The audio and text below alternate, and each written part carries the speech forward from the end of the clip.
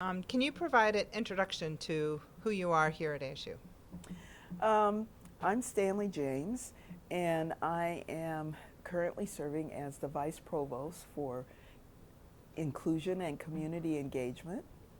I am also a professor in the School of Social Transformation, and I'm in the African and African American Studies unit and the Women and Gender Studies unit. My work is on Black feminisms and on Black women and international human rights, among other things. What was your pathway to leadership? You know, I was trying to think about that question. It's been a meandering path. I actually came here from the University of Wisconsin-Madison, where I served as the chair of the African American Studies Department, Afro-American Studies Department, and of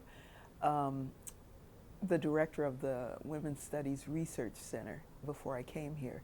And then when I came here, I came as the director of the African and African American Studies program and did that for a while. And then I was very much involved in the establishment of the new School of Social Transformation. So I've kind of gone here and there.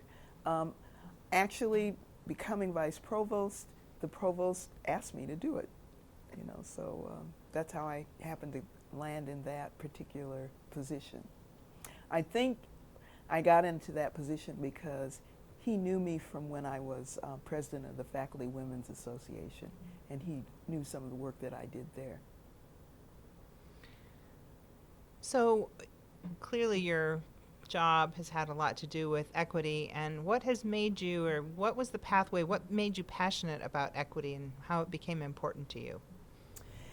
You know, I was thinking about that, and I think I was passionate about equity before I knew there was such a thing as equity.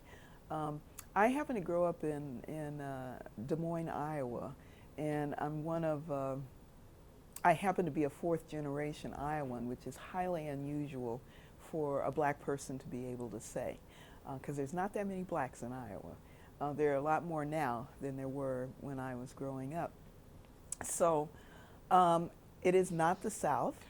However, there were issues of sort of discrimination. There, not openly segregation or that kind of discrimination, but it was there.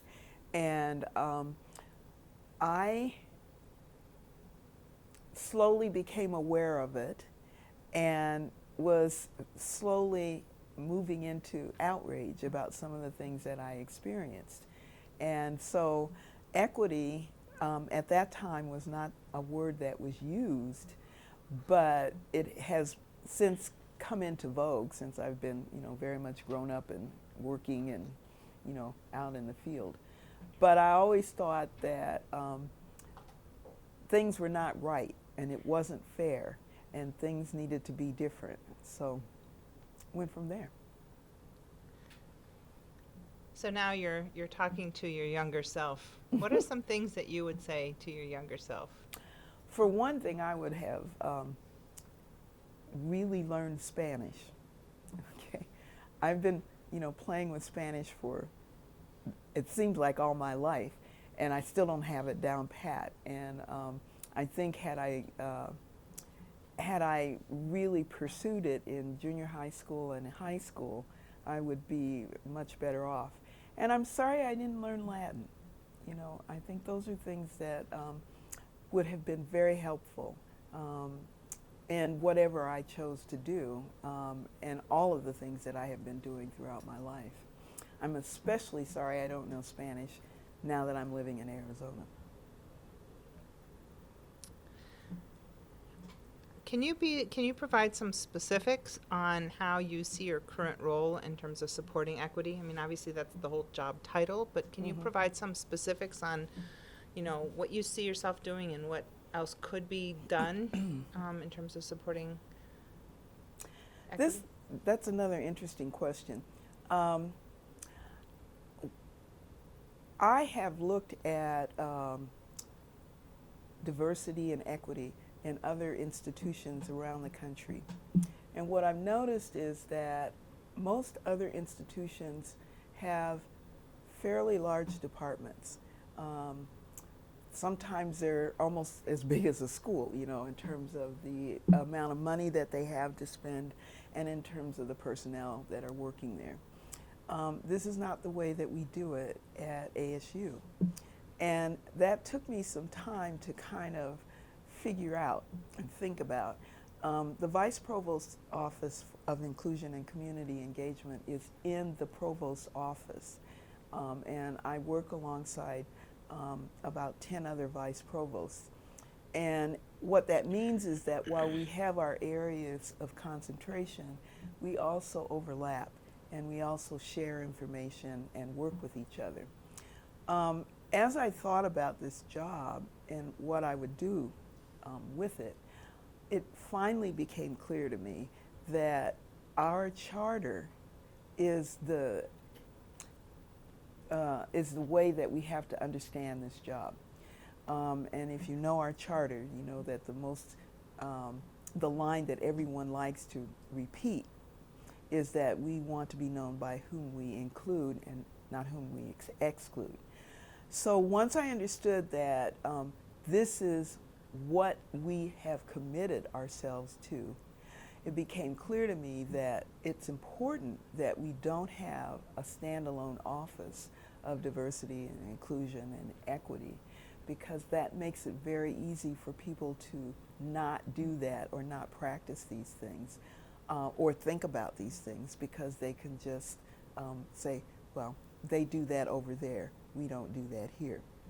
So what that means, this is a long roundabout way of saying it, but what it means is that my job is to work with people to make sure that we understand what equity is, what inclusion is, and why it's important, and figure out how each group, each school, each unit can do equity and inclusion in a way that's most appropriate for them and in a way that honors the charter.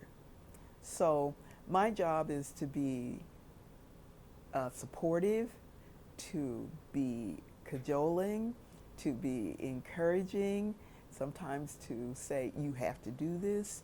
You know, there's all kinds of ways that, and tools that I have to use to try to do this job. The other thing that I'm very clear about is that I am not going to, the job will never be finished, put it that way. This is something that will be going on long after I'm gone. Hopefully we will have made great progress, but this is something that is an ongoing process that we will continue to do, probably for generations. Are there any other final remarks that you would like to make to your audience? It's been a fascinating job because I'm meeting so many different people and doing so many different things and learning so much. I think that it was time for me to come and do this job. I love teaching. One of the things that's nice about the job is that everybody in the provost's office, and including our president, has to teach a class a year. And that's very important because ultimately what we are about is our students. And sometimes you can forget that. So it's very important to be able to get back in the classroom and be reminded what our purpose is.